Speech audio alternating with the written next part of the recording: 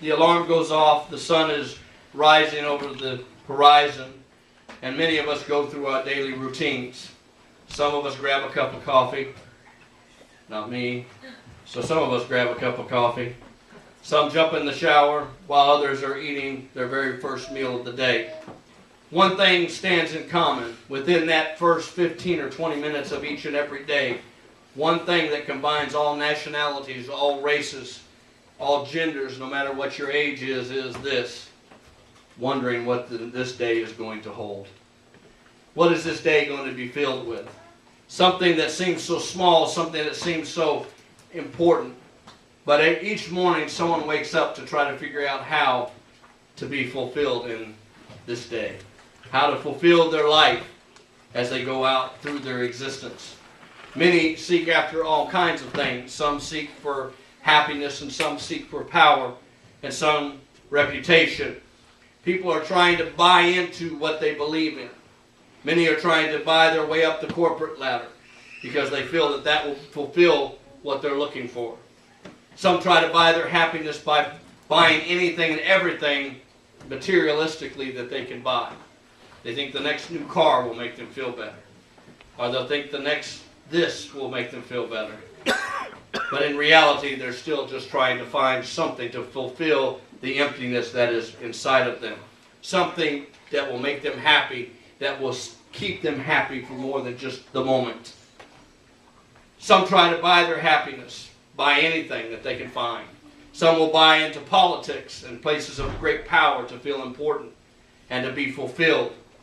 Many will seek to buy drugs and alcohol to determine how to be fulfilled. They're all seeking one thing, and that is to feel the longing in their heart. Right. They're trying to feel an emptiness that they're trying to figure it out. Every day they get up, they're trying to figure it out. And I couldn't resist getting a good football analogy into my sermon tonight. Last football season, if you're a Redskins fan, which I am, I married into a Redskins family, so I am a Redskins fan. But last season, if you followed them for a few seasons back, before last year, it was pretty ugly. We became very used to them losing. But last season, there was a sense of excitement. The spectators and fans and players, they all were waiting to see if this guy called Robert Griffith III was going to be the dynamic, amazing quarterback that everybody hoped that he was going to be. They added all kinds of new players around him to make sure that he could be the best he could possibly be. They even introduced new plays and different things that they could do. And quickly the spectators and the fans and the players all had to buy into this new change. They had to buy into the concepts. They had to buy into all of the things surrounding it. And after many wins that I got to joyfully hear on the radio, I can say along with everybody else that the city bought into this young man called RG3. Right. They bought into who he was. They bought into what he was bringing to the table.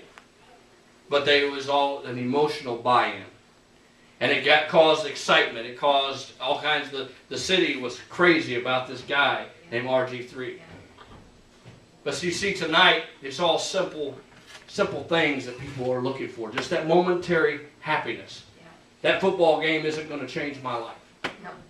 But if you ever see a fan, I don't care if it's soccer, I don't care if it's basketball, but if you ever go and watch a group of fans watch a game, they really get into it.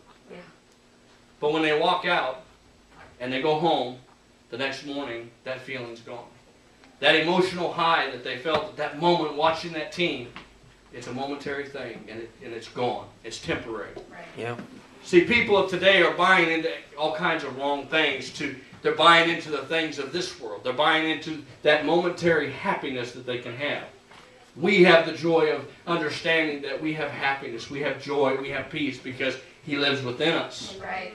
Because we have the truth of who He is and what He is doing in our lives. We have the revelation of who He is. Right.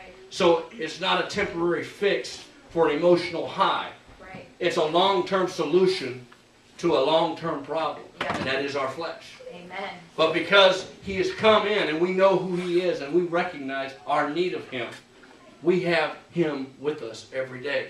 Amen. But so many go about their day, each and every day, looking for what we have. The Word of God tells us that we're not of this world. That it says, be not conformed to this world, but be ye transformed by the renewing of your mind. Right. And that is that we need to look at things from a spiritual perspective. We need to look at every day as what is God going to do in my life today? Right. Who is God going to put in my path that I can witness to today? That's the difference. I don't wake up, I remember when I was in the world, I didn't wake up with that thought in my mind. I would wake up trying to figure out how am I going to make it through this day. How am I going to make it? And I'd have to fight my way through it and fight to go to work, fight to go, everything was just a drudgery. But now I can start my day as how can I touch somebody's life today? How can I speak something positive into somebody's life? That they can see Jesus in me. And they can find that what they're longing for, I have, and I can show them who Jesus is. Because I have the revelation. I have the truth of who He is. See, I remember when I was in the world, I tried to buy into all kinds of solutions to my problems. And none of them worked. But I already knew the solution. But I did not want to take the time to go back to my roots, to go back to where my first love was. But when I made that decision is when all of those temporary things I was trying to fix in my life were fixed. All in one moment at the hand of Jesus Christ. And see, that's the thing. You've got to buy this thing. You've got to make it who you are. It's got to be everything to us. Jesus has got to be everything. Amen. That's why I can sing that song and I feel God move, is because I know Jesus. There's something so powerful about His name. When I speak His name, things happen.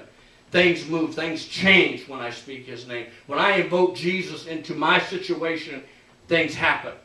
Because I have bought into this thing. I have bought into the truth of who Jesus is. Amen. See, this world, everything in it's temporary. It's temporary happiness. It's temporary this. And everything is a quick fix. You can buy a brand new cell phone and it'll work for about a year and a half, and then it just starts going away. Why? Because it's temporary. It's never going to, at first you're excited about it, but after a while it's just, it's just a phone. And we buy into so many things, but for me, I want to buy into this truth. Amen. I want to make it everything to me. Yes. I want to make it everything in my life centered around the truth of Jesus Christ. Amen. Because we got a call, as we were coming up, Tatiana got a call from a couple that we're trying to reach out to. You guys met them. Alex and Jess, and they're going to come over this evening because they want to spend some time with us. It's not just because they want to spend time with us. They see Jesus in us, and they're looking for what we have. They want the same. They want that joy that we have. They're constantly asking my wife, "You come in with a smile all the time," or why is that? It's not because we don't have our struggles. It's not because we don't have issues. We all do. As long as we're in flesh, we're going to have them. Yeah. But the difference is, those issues are not going to dominate my life. Because Jesus has got control of my life. Amen. He's got my life in His hands. And as long as I have faith and trust in Him, that everything's going to be all right. Amen. Because I have a truth. And that truth is Jesus is in control. Yes. It's not about me. It's all about Him. Amen. Hallelujah. See, not any ordinary God will do for our lives. It's got to be the God. It's got to be Jesus Christ. He is the one and only true God. And that is that revelation, that truth, that there is one God. And Jesus is His name. We don't serve three gods. We serve one God.